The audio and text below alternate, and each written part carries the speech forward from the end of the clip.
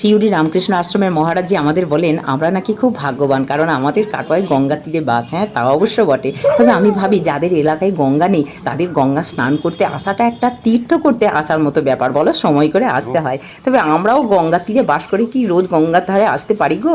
এই যে এখন এসেছি জল নিতে, সিউড়ি যাব, তার জন্য এক জার জল নিয়ে যাব আর একটা জার ভর্তি করে বাড়িতে রেখে যাব, পরের বার আবার নিয়ে যাব। এই মাথায় গঙ্গা বাড়ি স্পর্শ করে গঙ্গা স্নান হয়ে গেল। তবে শ্বশুরমশাই মারা যাওয়ার পর বেশ কয়েকদিন আমরা গঙ্গা স্নান করতে পেরেছি জানো। সেই কোন দুপুরবেলায় ভাত খেয়েছি, এত খিদে পেয়েছে, রাস্তায় যে এক কাপ চা কিনে খাবো তারও উপায় নেই, কারণ এখন কালস্রোত চলছে, কারোর হাতে রান্না করা খাবার আমাদের খেতে নেই, রান্না করা খাবার কিনেও খাওয়া যাবে না, এরকম নাকি নিয়ম। তো যাই হোক, বাড়িতে আসার সাথে সাথে জয়ী স্পেশাল চা নিয়ে চলে এসছে, ও তো চা করা স্পেশালিস্ট হয়ে গেছে।